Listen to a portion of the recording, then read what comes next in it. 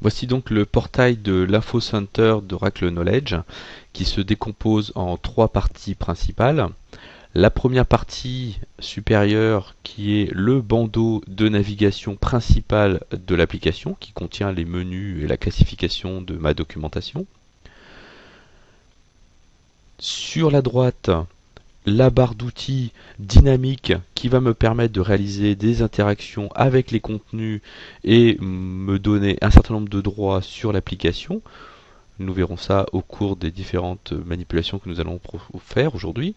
Et la partie centrale sur laquelle nous allons disposer un certain nombre d'informations à l'usage de l'utilisateur, dans laquelle par exemple aujourd'hui nous avons choisi de présenter des choses de façon séparée et par thématique. En haut, en premier lieu, des alertes. Ici, nous avons choisi une alerte, d'afficher une alerte sur le phishing. Le bandeau de recherche en lui-même. Des actualités qui pourraient intéresser nos utilisateurs. Et puis, une première sélection de documentation. Les articles récents, les articles les plus populaires. Donc un portail tout à fait classique en ce qui concerne le contenu qui ne déroute pas les utilisateurs. Pour ce qui est de la navigation, je vais pouvoir naviguer directement sur la documentation en cliquant sur les hyperliens qui sont mis à disposition. Donc là, en l'occurrence, en cliquant sur cet hyperlien « Comment s'abonner au service de banque à distance », j'accède au document. Une navigation aussi possible par le bandeau supérieur qui me donne un certain nombre d'accès par classification et par catégorie de documents. Donc si je clique sur les FAQ, je reçois toutes les FAQ. Et là, j'ai ensuite des catégories qui vont me permettre de rentrer plus dans le détail, de pré-filtrer un certain nombre de documents. Donc là, j'ai choisi d'aller vers la catégorie des comptes à distance pour retrouver ma FA23, comment s'abonner au service de banque à distance. Ainsi s'achève la présentation de l'Info Center et de la navigation associée. Nous allons passer maintenant au droit d'accès avec la personnalisation et l'ajout des contributions. Vous avez pu le voir au cours de la navigation, notre barre d'action s'est enrichie d'un certain nombre d'autres informations, et notamment j'attire votre attention sur les enregistrements connexes. Nous avons relié de la documentation supplémentaire à la documentation qui est en cours de visualisation par l'utilisateur. Titre du document affiché, j'ai capacité d'évaluer ou de publier un commentaire. Je décide de publier un commentaire, et là les droits qui me sont autorisés m'obligent à m'authentifier pour pouvoir poster un commentaire lié à cette documentation. Donc je m'authentifie, je crée un sujet, donc je mets manque d'informations et j'écris le contenu de mon message. Donc pourquoi par exemple je ne vois pas la FAQ 30 dans les enregistrements connexes. Et je soumets ma demande. Je vais retrouver un message qui me dit merci d'avoir commenté la page et je vois dans l'action que la FA30 est apparue. Effectivement, le fait de m'être authentifié sur le site pour poster un commentaire m'a donné des droits supplémentaires d'accès à de la documentation et donc j'accède maintenant à ce document FA30 dont je pensais qu'il avait disparu. Je retrouve en bas de la page mon commentaire.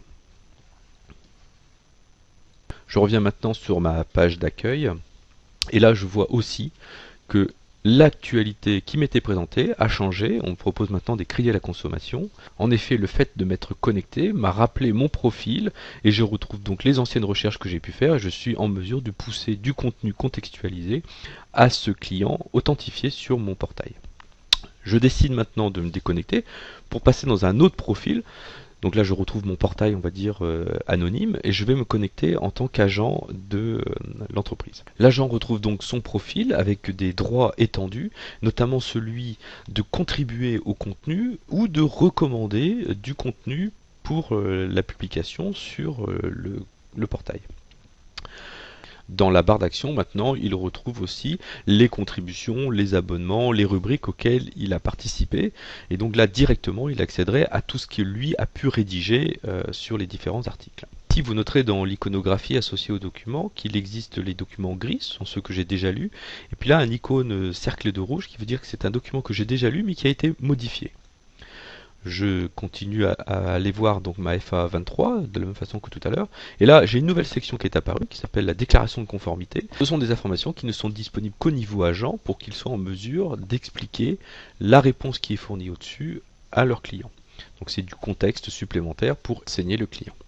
Voilà pour une présentation rapide de la gestion des droits et des profils. Je vous propose maintenant de passer à ce qui fait la différence de notre solution vis-à-vis des autres, à savoir le dictionnaire d'ontologie, la levée d'ambiguïté, la gestion des intentions et le moteur de règles. Donc tout d'abord, on va commencer par la recherche classique, telle que vous pourriez la faire dans Google. Donc là, je vais aller chercher des mots. Donc je vais taper typiquement forfait liberté. Et là, le moteur va aller me chercher les occurrences de mots comme le ferait un moteur Google. Donc là, je retrouve un certain nombre d'occurrences dans lesquelles je vais voir apparaître les mots sélectionnés, forfait, liberté, donc dans l'ensemble des documents que j'ai, qui sont apparus dans mon résultat.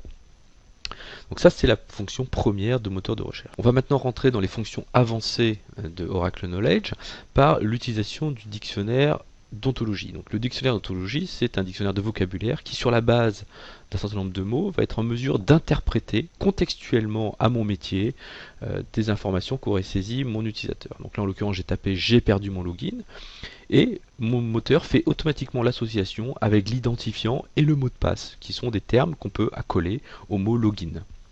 De la même façon, si je tape accès sécurisé, il va être en mesure de comprendre la terminologie et de me proposer du contenu au-delà de ces mots, c'est-à-dire qu'effectivement il va aller me chercher les mots accéder, sécuriser, mais il va être capable de faire l'association avec d'autres mots. Ici on remarque bien qu'il trouve les mots sécurisés, mais qu'il fait aussi l'association de accès avec le verbe accéder, et il associe le mot protéger au mot sécurisé. Donc il me retrouve du contenu en étendant la recherche à d'autres mots du vocabulaire.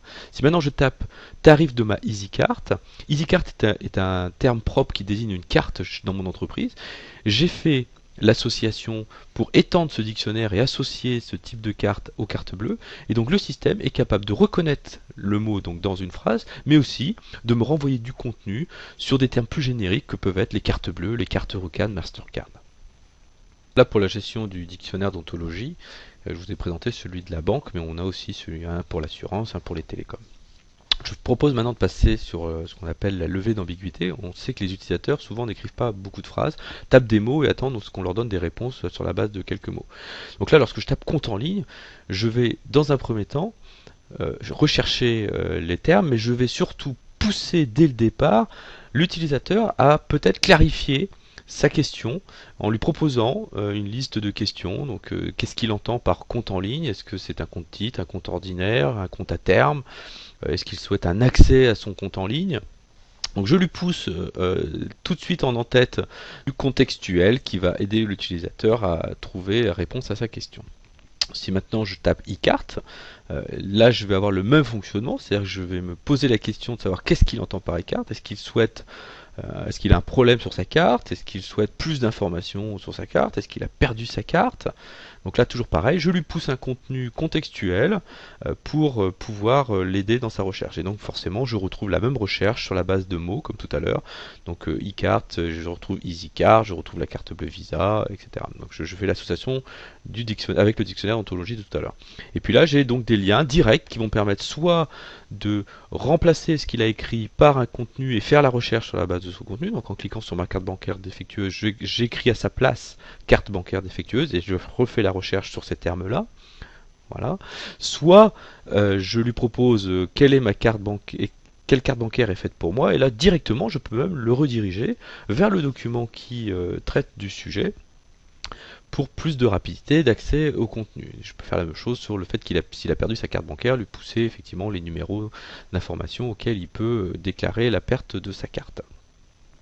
Voilà donc pour la levée d'ambiguïté qui, à partir d'un terme, est capable de proposer en tête tout de suite un menu plus contextualisé.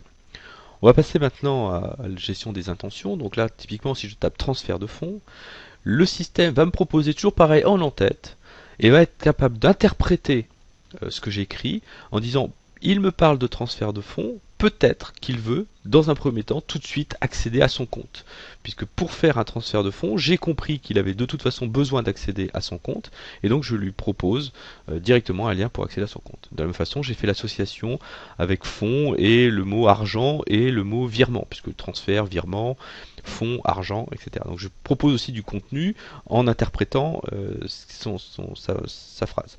Si j'écris investir dans la pierre, même chose, je lui propose de faire des simulations de prêt immobilier, puisque j'ai compris ce qu'il souhaite dire derrière ces termes-là, et je lui renvoie aussi la recherche contextuelle sur la base de ces mots, et aussi la recherche interprétée, puisque investir dans la pierre, ça peut aussi être pour financer des travaux. Voilà pour la partie gestion des intentions. Maintenant, pour ce qui est du moteur de règles, je vais pouvoir, sur la base de mots, créer des contextes supplémentaires pour l'utilisateur. Donc là, s'il tape carte bancaire, donc outre ce qu'on voyait tout à l'heure, donc la partie levée d'intention, levée d'ambiguïté, recherche sur la base des mots carte bancaire et autres, donc il me sort les mots carte bancaire, il me sort la carte de retrait. Vous voyez qu'à droite, dans la partie définition, j'ai créé une règle qui, sur la base de ces mots-là, va me renvoyer quelle est la définition de la carte bancaire. Et là, si la personne clique sur le lien, ça va me renvoyer directement sur la documentation qui m'explique la définition du mot carte bancaire. Donc j'ai créé cette règle-là pour que nous soyons en phase avec les termes que les utilisateurs peuvent être amenés à utiliser sur mon portail. Si maintenant je tape hypothèque, je vais donc avoir ici une levée d'intention. Donc j'ai déterminé que le mot hypothèque, ça se rapproche des prêts immobiliers. Donc je lui propose déjà de faire une simulation de prêt immobilier. Et puis je lui propose, avec ma règle, d'aller directement voir la définition du mot hypothèque pour l'entreprise. Donc là, en cliquant sur le lien, directement, il accède à la publication faite sur ce terme. Voilà donc pour un aperçu des 4 axes de notre moteur de recherche. Je vous propose maintenant de passer à la partie AnswerFlow ou diagnostic guidé. Nous allons faire une recherche car j'ai un problème avec mon navigateur.